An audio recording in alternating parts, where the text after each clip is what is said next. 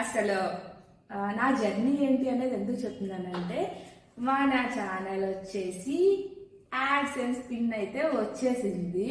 మనకి monetisation start అయిన తర్వాత మాత్రమే యాడ్సెన్స్ పిన్ వస్తుంది. కాబట్టి ఇది ఎప్పుడు వచ్చిందో తెలుసా, నాకు న్యూ ఇయర్ లో రాలేదు.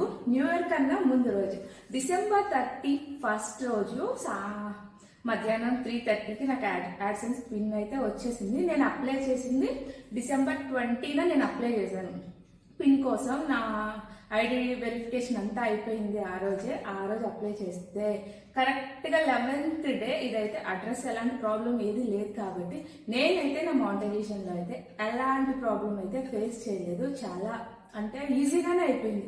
ఎందుకంటే నార్మల్గా నా వీడియోస్ చూసే వాళ్ళకైతే నేను తక్కువగా మ్యూజిక్ యూజ్ చేస్తాను. నావి లాంగ్ వీడియోస్ ఎక్కువగా ఉంటాయి. అది నాకు ఒక ప్లస్ పాయింట్ అనే చెప్పుకోవాలి.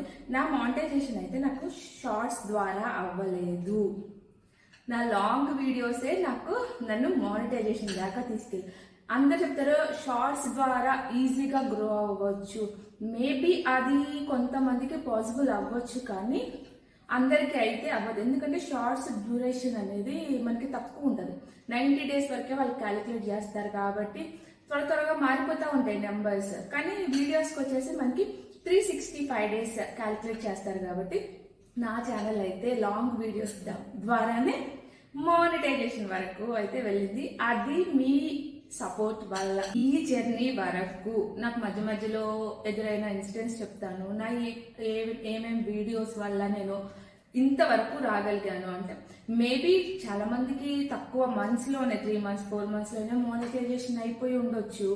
మేబీ 2-3 years అయినా కూడా ఇంకా అవ్వని వాళ్ళు కూడా ఉండొచ్చు అనమాట. నా టార్గెట్ అయితే నేను 1 year లోపు అని అనుకున్నాను.